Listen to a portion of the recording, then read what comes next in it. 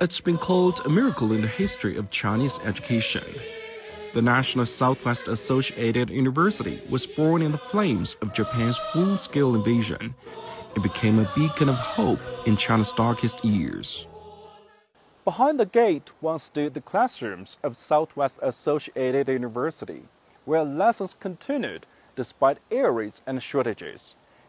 In 1937, under the shadow of war, 3 of China's top universities, Peking University, Tsinghua University, and Nankai University, were forced to relocate. They first moved to Changsha in Hunan Province, then farther west to Kunming in Yunnan Province the next year, founding the institution that came to be known simply as Lianda. After the Japanese army occupied Tianjin, they bombed Nankai University mercilessly.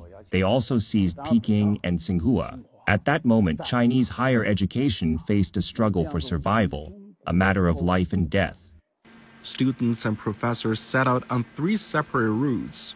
One group trekked over 1,600 kilometers, a journey later remembered as the Long March of Education. Life in Kunming was harsh. Initially, classrooms were scattered across borrowed buildings. Some colleges, including arts and law, were first set up in Mengzi. This site was once part of the Mengzi branch of Southwest Associated University. The second floor of this building housed the professors' dormitories, while the first floor was for male students, and the cafeteria was here. Japanese bombing was a constant threat. This room once echoed with the voices of future scientists, writers, and leaders. When air raid sirens sounded, they would grab their books and head for the city's outskirts, what they called running the alarm. To keep classes running, many teachers rented houses in nearby villages, walking or even riding horses each day to school. Despite hardship, the university nurtured an extraordinary generation, pioneers in science and beyond, who helped shape modern China. Among them, Nobel laureates Chen Ningyang and Cang Dao Li. The Southwest Associated University had a spirit, the very soul of its existence. What was this spirit? Through years of research, we have summed it up in 3 words: science, democracy, and patriotism.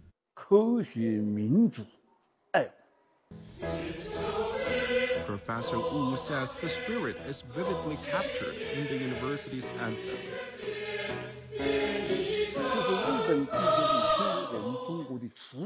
The anthem voices the shame of Japanese aggression and a firm resolve to overcome it. It reflects the teachers' and students' unshakable confidence in victory in the war of resistance. In 2000, when Chen Ningyang revisited the old campus, he could still sing the anthem.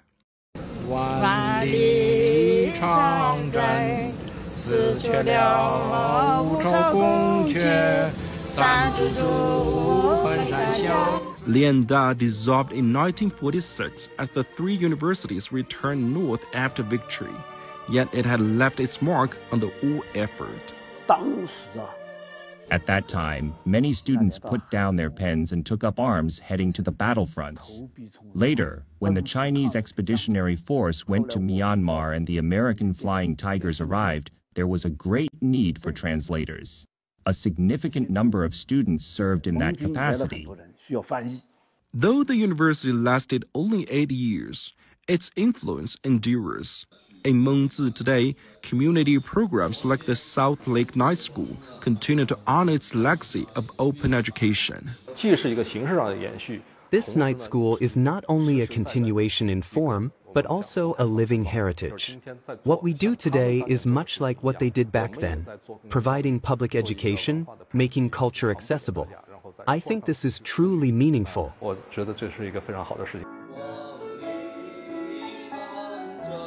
8 decades on, the legacy of Southwest Associated University is more than history.